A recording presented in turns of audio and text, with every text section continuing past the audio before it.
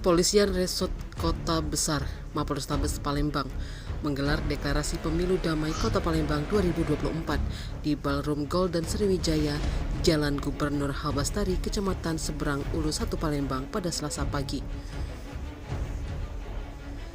Turut hadir dalam acara tersebut pihak dari Dinas Pendidikan, Kejaksaan, Kodam 2 Sriwijaya, KPU, dan Bawaslu Kota Palembang. Selain itu, acara juga dihadiri perwakilan tamu undangan dari 17 partai politik. Deklarasi pemilu damai ditandai dengan penandatanganan MOU seluruh pejabat yang mewakili. Kapolrestabes Palembang Kombes Pol Haryo Sugihartono saat menyampaikan kata sambutannya mengharapkan dalam deklarasi pemilu damai tadi terdapat 5 poin yang betul-betul harus bisa diimplementasikan dengan sebaik-baiknya. Disinggung tempat rawan di Kota Palembang saat berlangsungnya pergelaran pemilu. Menurut Kapolrestabes Palembang bahwa di Kota Palembang saat ini belum ada tempat yang dikategorikan tempat yang rawan. Ditegaskan Haryo bahwa Mapolrestabes Palembang telah mempersiapkan strategi untuk mengantisipasi jika terjadinya gesekan antar pendukung saat kampanye dan pencoblosan. Di tempat yang sama, Ketua KPU Kota Palembang Syawaludin mengapresiasi kepada Polrestabes Palembang yang telah menggelar acara deklarasi pemilu damai Kota Palembang 2024. Dengan telah dibacakannya deklarasi pemilu damai ini, lanjut Syawaludin, diharapkan KPU Kota Palembang kepada seluruh rekan-rekan partai politik serta yang mewakili pemerintahan, dinas terkait, keamanan, kejaksaan, Bawaslu bisa mengambil intisari dalam deklarasi tersebut sehingga di hari H bisa terlaksana dengan baik.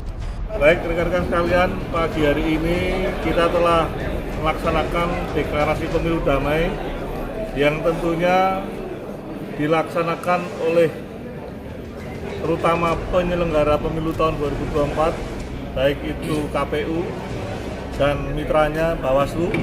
Kemudian sebagai peserta pemilu utama adalah seluruh partai politik yang alhamdulillah pada pagi hari ini dari 18 partai politik yang ada di Kota Palembang, 17 hadir, 1 absen yang belum kita tahu alasannya. Tentunya tidak mengurangi daripada semangat kita pada pagi hari ini, deklarasi pemilu damai tahun 2024. Dengan harapan apa yang telah disampaikan, ada 5 poin pada deklarasi damai tadi itu betul-betul bisa diimplementasikan dengan sebaik-baiknya, sehingga hasil pemilu tahun 2024 sesuai dengan harapan masyarakat bangsa Indonesia pada umumnya, Kota Palembang pada khususnya. Demikian juga tercapainya situasi keamanan, ketertiban yang ada di Kota Palembang, sehingga kita bersama-sama bisa mewujudkan Kota Palembang yang emas dan Kota Palembang yang Darussalam. Demikian rekan-rekan sekalian. Untuk pemutusan ini tidak bang, wilayah-wilayah kategori rawan atau seperti apa? Bagaimana? Untuk wilayah rawan. Baik, rekan-rekan sekalian, sesuai dengan pengkategorian yang ada di Kota Palembang, saat ini belum ada kategori yang rawan. Artinya sedang dan tidak rawan ada. Jadi ada 3 kategori sesuai dengan pengkategorian, sangat rawan, sedang dan tidak rawan. Untuk Kota Palembang termasuk dalam kriteria yang tidak rawan. Demikian juga untuk penggelaran TPS-nya. Kebetulan kita ada kurang lebih 4.777 TPS yang nanti akan kita gelar, tentunya pada level tidak rawan, sedang dan tidak rawan. Sehingga inilah yang nantinya akan mempengaruhi daripada pola pengamanan yang nanti akan kita terjunkan di lapangan. Mungkin pemilu mungkin berbarengan dengan pilpres yang rawan terjadi gesekan antar pendukung itu seperti apa bang? Jadi inilah agenda utama daripada nasional, pesta demokrasi terbesar, di mana prosesnya secara bersama-sama antara pemilu presiden dan wakil presiden.